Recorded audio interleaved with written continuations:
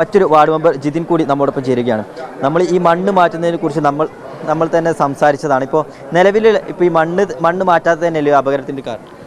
മണ്ണ് മാറ്റാത്തല്ല, ഇപ്പം നിലവിൽ സംഭവിച്ചിട്ടുള്ളത് ആ മേലെന്ന് മണ്ണ് ഇടിഞ്ഞു വന്നതാണ്. കാരണം അതിൽ ഇവരുടെ അടുത്ത് തുരങ്കപാതേൻ്റെ ആൾക്കാരുടെ അടുത്ത് ഇവരെ സേഫ്റ്റി ടീമുമായിട്ട് നമ്മൾ സംസാരിച്ചതാണ് ഇതിന് മുമ്പ് വേനൽ മഴ വന്ന സമയത്ത് തന്നെ.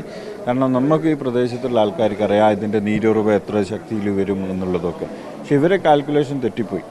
ഇവർ സ്വാഭാവികമായിട്ടുള്ളൊരു ചാലെടുത്ത് വിട്ട് ഒരു ഡ്രെയിനേജ് സിസ്റ്റം ഉണ്ടാക്കി അത് കവിഞ്ഞിട്ടാണ് വെള്ളം വന്നിട്ടുള്ളത്. അങ്ങനെയാണ് ആ സ്ലൈഡ് സംഭവിച്ചിട്ടുള്ളത്. സ്ലൈഡ് സംഭവിക്കുന്നത് ഞാൻ മനസ്സിലാക്കുന്നത് ഇവർ വെറുതെ ആ കോൺക്രീറ്റ് അവിടെ സ്പ്രേ ചെയ്ത് നിർത്തിയതാണ്. സ്റ്റെപ്പായി എടുത്ത് ഭൂമി കട്ട് ചെയ്ത് മാറ്റിയത്, പിന്നെ സ്പ്രേ ചെയ്ത് നിർത്തിയതാണ്. അതിന് പകരം സ്ട്രോങ് ആയിട്ടുള്ള റിട്ടേണിംഗ് വാള് സംവിധാനം എന്തെങ്കിലും ചെയ്തിട്ടുണ്ടെങ്കിൽ ഒരു പക്ഷേ ഈ ലാൻഡ് സ്ലൈഡ് ഉണ്ടാവില്ലായിരുന്നു. അപ്പോൾ ആ സ്വാഭാവികമായിട്ടുള്ള സ്ലൈഡ് ഉണ്ടായി. അതിൻ്റെ അതെ, അത് അടർന്നു വന്നതാണ്. കാരണം പാറേൻ്റെ മേലെ നിൽക്കുന്ന മണ്ണും മരങ്ങളുമാണ് അടർന്നു വന്നിട്ടുള്ളത്. അത് വന്ന കൂട്ടത്തിൽ കുറച്ച് കൂട്ടിയിട്ട മണ്ണിൻ്റെ കുറച്ച് ഭാഗം വന്നിട്ടുണ്ട് എന്നുള്ളത് യാഥാർത്ഥ്യമാണ്. പക്ഷേ ഇപ്പം നിലവിൽ സംഭവിച്ചിട്ടുള്ളത് അവർ ഡംപ് ചെയ്ത മണ്ണ് ഇടിഞ്ഞു പൊളിഞ്ഞു വന്നതല്ല. ആ മണ്ണ് വന്നിട്ടുണ്ടെങ്കിൽ ഒരു പക്ഷേ അപകടം ഇതിനേക്കാൾ വ്യാപ്തി. ഇപ്പോഴും അവിടെ മണ്ണ് നമുക്ക് കാണാൻ കഴിയുന്നു.